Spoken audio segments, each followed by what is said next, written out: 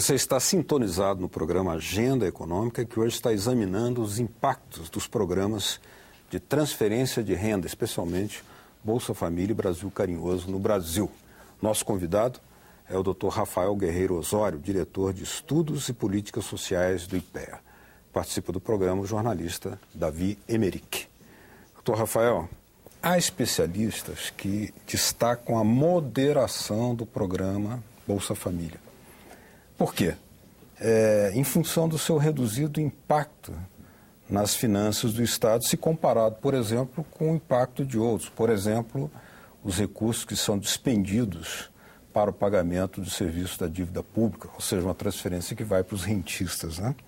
Então, os gastos com Bolsa Família seriam aproximadamente apenas 10% daquilo que é gasto com o pagamento da dívida pública. Como é que o senhor encara essas ponderações ou essas críticas? Aí depende do que a gente acha que o programa... qual o objetivo do programa? Então, o programa tem pessoas que acham que tem o objetivo de romper o ciclo intergeracional de pobreza, então a coisa é investir em educação, né? A minha visão é que a gente deve entender o programa de transferência de renda como um programa que combate a insuficiência de renda, tá certo? Mas nesse sentido... a dizer que, nessa crítica, né, que os programas como Bolsa Família poderiam ser muito mais generosos. Poderiam ser mais generosos, claro. A gente está o Bolsa Família está trabalhando com a linha de pobreza extrema. A maior parte das pessoas está se recebendo a complementação até 70 e nós gastamos no ano passado 21 bilhões de reais com esse programa, tá certo?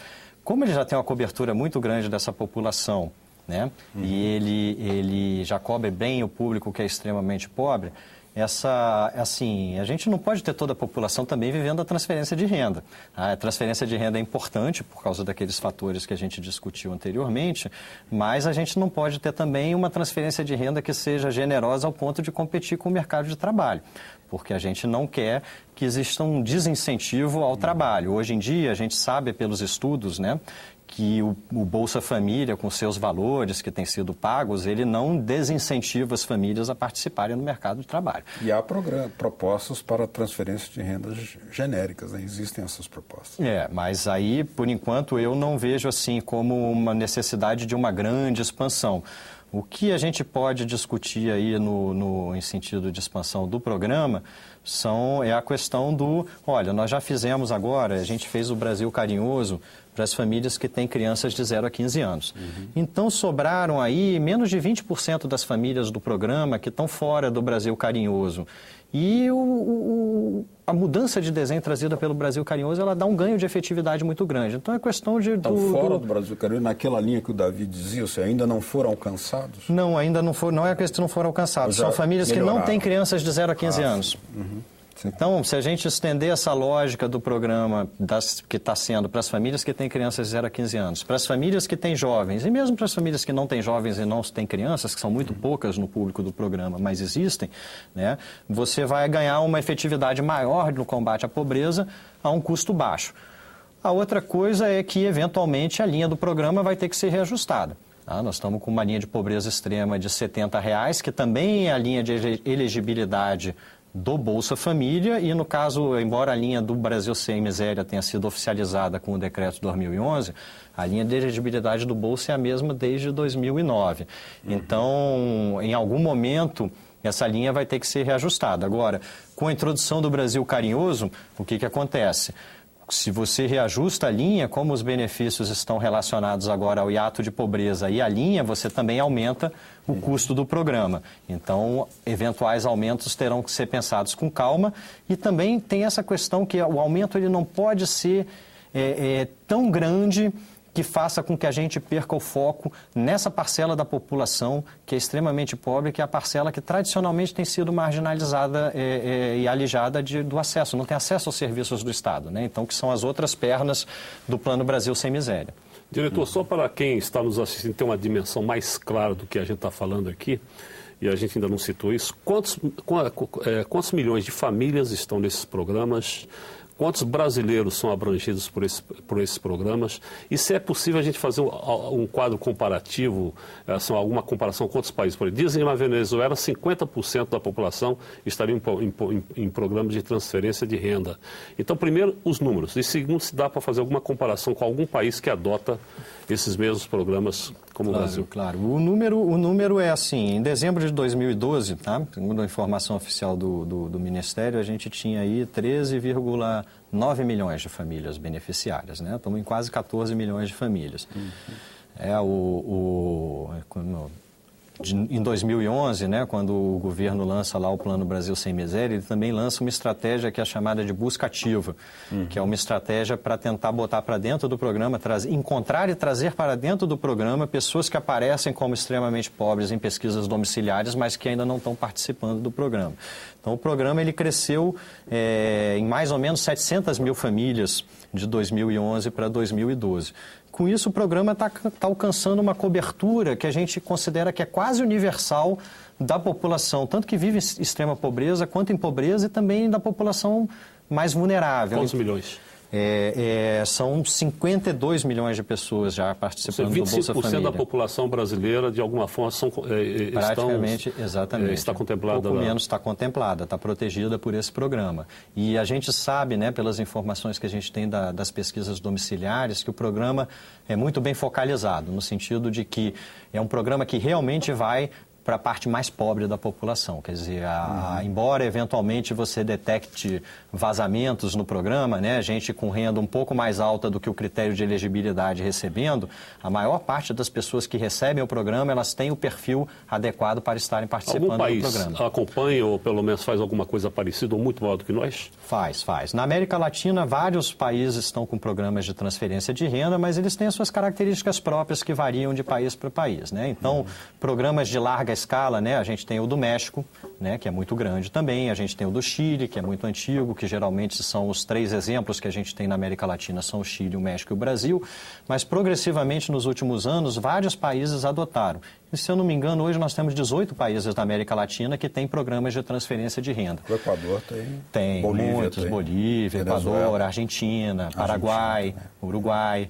Né? Mas esses países, eles têm programas que às vezes têm lógicas diferentes do Bolsa Família. Então, tem programas que só pagam benefício para crianças, tem programas que começaram só para áreas rurais, mas progressivamente esses programas estão se expandindo.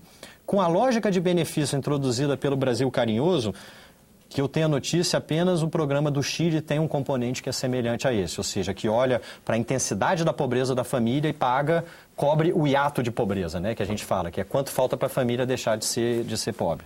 Já que o senhor tocou já no tema do Brasil Carinhoso também, que provocou uma série de mudanças, né, além daquelas que já vinham sendo observadas no Bolsa Família, né, como os reajustes das linhas, né? É interessante explicar também qual é a filosofia, qual é a fundamentação nesses reajustes das linhas, daquilo que vinha sendo pago, né? E também para os efeitos de consideração. Por exemplo, as linhas de elegibilidade em 2003 eram 50 e 100 reais. Depois de 2006 passou a ser de 60 a 120 reais. Né? Isso foi até 2009. E depois, de 70 a 140 reais de 2009 até 2012. O que explica isso? É que ele foi ficando... houve necessidade de reajuste porque era para o aperfeiçoamento do alcance? Qual é a explicação? Na verdade, é porque a gente sabe que existe uma coisa que se chama inflação, que vai corroendo o valor do dinheiro. Então, na verdade, a intenção dos reajustes, tanto dos benefícios quanto da linha, se você não reajustar a linha, o teu público elegível vai ficando cada vez mais pobre. Então, a intenção é manter o público elegível ao longo do tempo. Quando o programa foi criado em 2003, esses valores 50 e 100 reais, eles correspondiam a meio e um quarto do salário mínimo do início de 2003, que era de 200 reais. Então, quando o programa foi criado, eles usaram uma coisa clássica que se faz no Brasil, que é olhar para a pobreza como múltiplos do salário mínimo. Mas, sabiamente, né, o governo, naquela época, não vinculou as linhas de elegibilidade ao salário mínimo, porque senão essas linhas elas seriam aumentadas, teriam reajustes reais ano a ano no período, quando, na verdade, o que aconteceu é que elas tiveram reajuste só para recompor o poder de compra. Então, do ponto de vista do público, o programa... a mesma clientela. O salário mínimo cresceu mais que o salário mínimo teve reajustes reais, assim, muito acima da inflação, né? Então, se a gente tivesse, por exemplo, um benefício de 1/4 de salário mínimo hoje, não seria R$70, seria muito mais. Claro. O reajuste nos programas que atendem as crianças, parece que eles seguiram um pouco de forma mais lenta. Isso é isso mesmo? Não, o benefício para criança, né, ele de algum momento, em 2007, houve a agenda da juventude, entrou com muita força e foi criado o benefício para jovens no Bolsa Família. E à época, houve a argumentação correta, né, de que para o jovem você precisa de mais, porque a intenção era manter os jovens na escola e fazer com que a tentação de ir para o mercado de trabalho logo cedo e abandonassem a escola, para que os jovens terminem o ensino médio. Por isso que o benefício foi criado para 16 e 17. Esse benefício foi criado com um valor maior que o de crianças, mas quando a gente teve lá o reajuste ali do início, já o primeiro ali do governo Dilma, aí a gente teve uma certa reversão dessa lógica, porque no reajuste de 2011... o reajuste do benefício para crianças foi muito maior para o benefício de jovens e, ao mesmo tempo, você teve um aumento do limite de 3 para 5 crianças. 3 para 5. O que praticamente... Não, isso antes do Brasil Carinhoso. Isso foi a primeira mudança no Bolsa Família do governo Dilma. Já foi o reajuste do benefício no início de 2011 e o aumento do limite de 3 para 5 crianças. Isso já marcou a primeira inflexão pró-criança dessa política, que é completada com o Brasil Carinhoso. Por quê? A gente sabe, todos os estudos sobre mobilidade intergeracional no mundo, quer dizer, os estudos que procuram responder como que a gente pode fazer para ter sociedades menos desiguais e mais meritocráticas, eles são unânimes em dizer o seguinte: uma boa parte desse jogo é jogado na primeira infância. Certo? Dos 0 aos 6 anos, porque é uma fase em que a criança está se desenvolvendo, até do ponto de vista o corpo da criança está se desenvolvendo, ela precisa ter atenção, precisa ter os estímulos adequados, e a verdade é que o Brasil era nós tínhamos muito a dever para essa faixa etária. Então, historicamente, a taxa de pobreza extrema entre as crianças de 0 a 6 era sempre mais do que o dobro da média nacional. E com o Brasil Carinhoso, né, nas simulações que a gente fez, né, porque o impacto a gente só vai poder medir de verdade mais para frente, mas nas simulações elas mostram que o programa vai fazer com que a taxa de pobreza infantil caia brutalmente, aceleradamente, e talvez ela fique até abaixo da taxa de pobreza extrema da média da população em geral. Por quê? Porque as famílias sem crianças não participam do Brasil Carinhoso. Já que estamos falando de crianças, só de passagem, se diz que a partir de 2030 a população brasileira começa a declinar, o tamanho da população brasileira. Já que nós estamos atendendo 25% da população brasileira mais pobre e a taxa de fecundidade em regiões mais pobres sempre foi maior, isso pode alterar, por exemplo, essa evolução populacional brasileira, programa desse tipo? Não, famílias passarem a ter mais crianças? Dificilmente isso vai acontecer. Existem, da mesma forma como virou uma moda entre economistas nos últimos tempos estudar o impacto desse tipo de programa, né? Os demógrafos também gostam muito de estudar eventuais impactos desse tipo de programa sobre a fecundidade. E todos os estudos que a gente conhece, feitos com dados brasileiros, pelos nossos bons demógrafos, com bons métodos, né, eles são unânimes em mostrar que não teve o menor impacto sobre fecundidade. Agora, essa questão que você coloca é interessante, porque ela cada vez mais esvazia essa crítica, né? Porque, no fundo, nós estamos vivendo uma situação que nós estamos olhando lá para frente e nós estamos dizendo assim, nossa, nós vamos precisar ter mais criança nesse país, porque, afinal de contas, quem é que vai sustentar, por exemplo, a aposentadoria dos trabalhadores que estão em atividade hoje? Quer dizer... Alguns países europeus estão num drama danado com esse negócio. Exatamente, é um drama muito grande. E tem uma outra coisa curiosa, é que a fecundidade diferencial, ela sempre foi um fator de mobilidade social. Por quê? Porque em todas as sociedades, os ricos se reproduzem em menor número do que os pobres. Então, quando a sociedade se desenvolve, ela cresce economicamente, ela se torna mais opulenta e o extrato superior abre vagas, essas pessoas nem sempre são recrutadas dos filhos do extrato rico, porque faltam filhos de ricos para ocupar essas posições e elas vêm de baixo. E esse é um mecanismo que estimula a meritocracia, porque ele possibilita a competição por esses postos na estrutura, na parte superior da estrutura social, por essas pessoas que estão vindo de baixo. Muito bem.